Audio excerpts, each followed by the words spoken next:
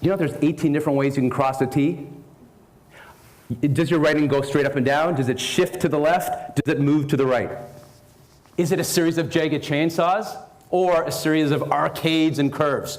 Are you trustworthy of other people, or does it take you time to really get to know them? Are you the kid in class who throws your hand up and has an answer even before the teacher can finish the question? Or were you the kid like me who stood at the leaned back a little bit like this with my arms crossed? I didn't say much, but when I did, I had thought through that answer very carefully over time. You can see how compatible you are. Why do you get along with some people at school or at work, and other people you don't really see eye to eye? Well, guess what? It's not personal. Those are some qualities that you both have. And tonight, we're going to look at 8 of those personality traits. Professor Norgate asked you to write on that sheet, so everyone's written on that sheet, right?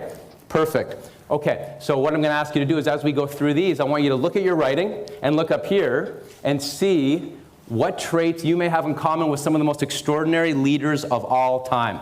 You ready to go? Here we go.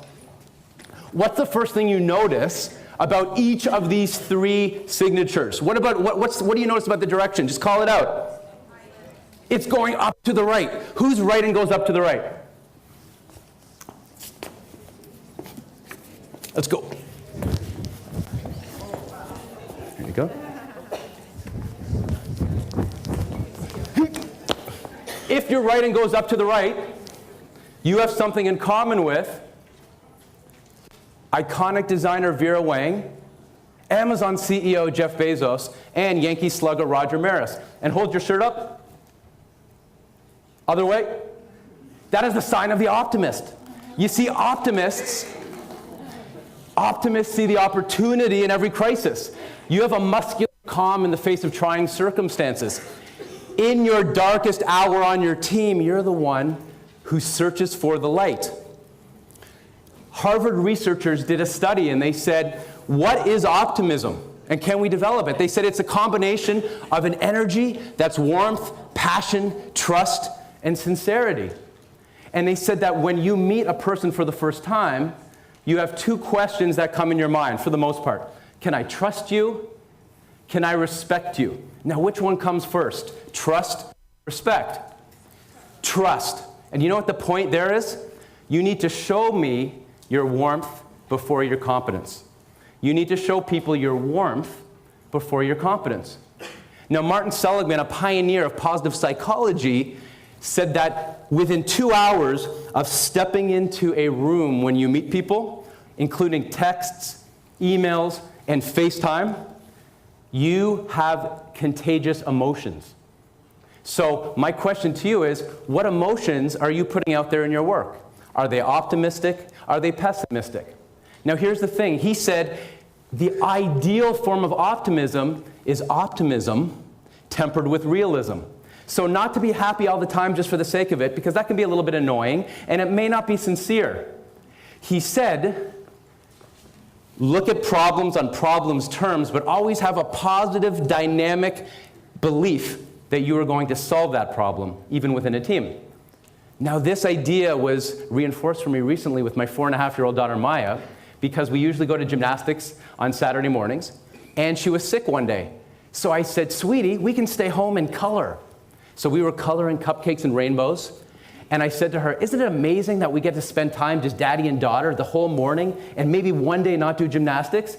And she looks up at me mid-Crayola, and she says, Daddy, I know that already, but life is not all cupcakes and rainbows. Don't you know that? And she reinforced a humbling lesson for me, for her daddy. Optimism needs to be tempered with realism. Now, how can we develop this optimism almost immediately?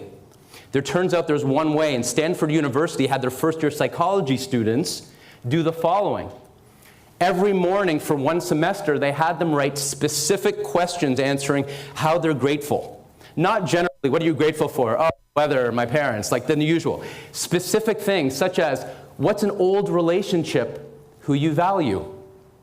What are you happy about what happened yesterday that you experienced or you witnessed? what's an opportunity tomorrow? And do you know what happened? There was an increase, 22% increase in productivity with those students, meaning their marks increased across all their different classes. Not only that, but they said there was 40% higher life satisfaction scores. So one way to develop more optimism is write a specific gratitude journal in the morning. What's the next thing you notice about this trait? These three signatures, the top three, have one distinguishing feature. What is it? Yes, thank you very much. There's a line underneath. And the last one has a Roman numeral 1. That's an I. So if you look at your writing, if you have a top and a bottom underneath that line, that stem, who has that in the writing? A line underneath the writing or someone else? Come on this side.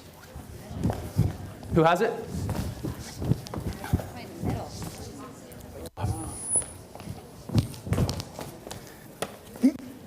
If you have that in your writing, you have something in common with artist Pablo Picasso, CEO of Pepsi, Indra Nooyi, and martial artist Bruce Lee. And that is the sign of the self-reliant.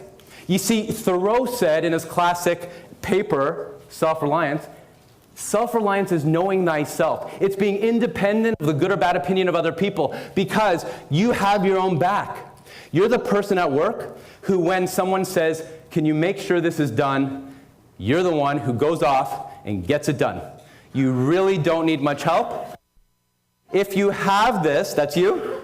That's you? Yeah, that's you too? Yeah, me too, a little bit too. Now, if you have self-reliance, it's a gift. Be careful, though, with self-reliance, that other people think that you're not vulnerable or that you're too distant. So it's a gift, but make sure that you tell your leader or your boss or the people you work with what you're doing, what you're up to, and ask them for input as well. So it's a gift, but a gift can also become a liability if it's overextended. Now, how do you work with self-reliant teams? The University of Northwestern did a study, and they found that when you define the roles and responsibilities of every member of the team, not only does the self-reliant person work well, but everybody understands when they know what they're supposed to be doing and the expectations are clear, as well as everyone else on the team. So knowing what other people are doing, not in a nosy way, helps with no overlap between jobs. And the top 1% of leaders ask the question to their team as well. So it's not just asking your team, here's what you're supposed to be doing. You ask your team, what do you expect of me to do your job in the best way possible? So that is one way. Do you know about the 2 pizza rule? Amazon has a rule that if you can't feed your team with 2 pizzas, your team's too big. Okay? So keep your team small, and define the roles and responsibilities to develop a self-reliant team and bring out the best in those people. How many people are writing that's so big it takes up the whole card? Put your hands up. Really, really big writing. Or you have a really big first letter compared to the other letters. Put your hand up, put your hand up, put your hand up. I need to see it. Really tall, really tall. Look at those people, look at those people, look at those people. Those are the egomaniacs in the room, everybody.